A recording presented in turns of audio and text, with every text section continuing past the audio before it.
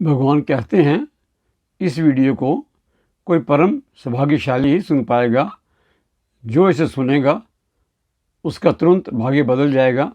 राधे राधे भक्तों, आज के इस वीडियो में हम उस परम ज्ञान जो सृष्टि का मूल है उस ज्ञान की बात करेंगे, जिसको अगर आपने जान लिया, अपने जीवन में उतार लिया, तो फिर शेष जानना कुछ नहीं रह जाता।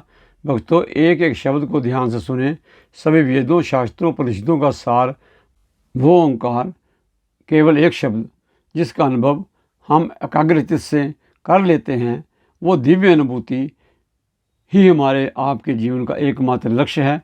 परम आनंद को देने वाला है भक्तों वो दो अक्षरों का नाम, जिसको लोग कई रूपों में देखते हैं, कई प्रकार से सुनते हैं, ध्यान करते हैं। केवल ज्ञान पाने के लिए युगों युगों तक भटकने के बाद ज्ञान के अहंकार से मुक्त वही एक नाम कर सकता है। वही परम सत्य है, वही परम ज्ञान है। संसार में जो भी दिखता है, जो भी हम देखते हैं, जो भी हम सुनते हैं, वो सभी असत्य है। सब कुछ नाशवान है, क्योंकि ये संसार ही नाशवान है। तो इसमें जो भी कुछ भी है वो सब नाशवान है। केवल यही एक दो अक्षरों का जो नाम है, यही सत्य है। वेदों में इसी ओम की संज्ञा दी गई है। ये नाम इन भौतिक इंद्रियों के द्वारा, जैसे कानों से सुनना, मुंह से बोलना, आँखों से देखने का विषय नहीं है। यही नाम सभी वेदों शास्त्रों का सार है। जब प्राणी इस नाम को अपने अंदर ही बोलने लगता है, अपने अंदर ही सुनने लगता है, तभी वह सच्ची भक्ति का अनुभव कर पाता है, तभी वह भक्त कहलाता है। एक ही वो नाम है जो सत्य है।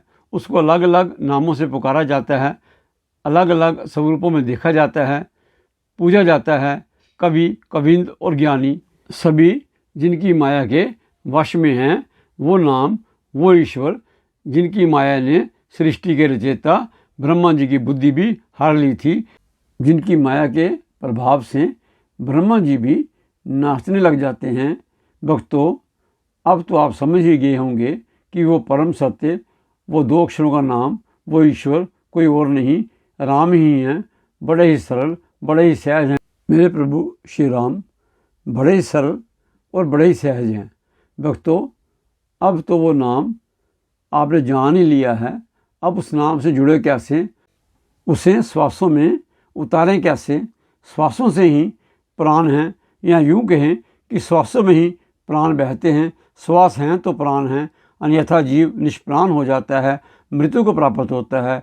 अब उन श्वासों में बहते हुए प्राण राम का ध्यान करना है, अनुभव करना है उसको। तो भक्तों, निरंतर अभ्यास के द्वारा हम ऐसा कर पाएंगे।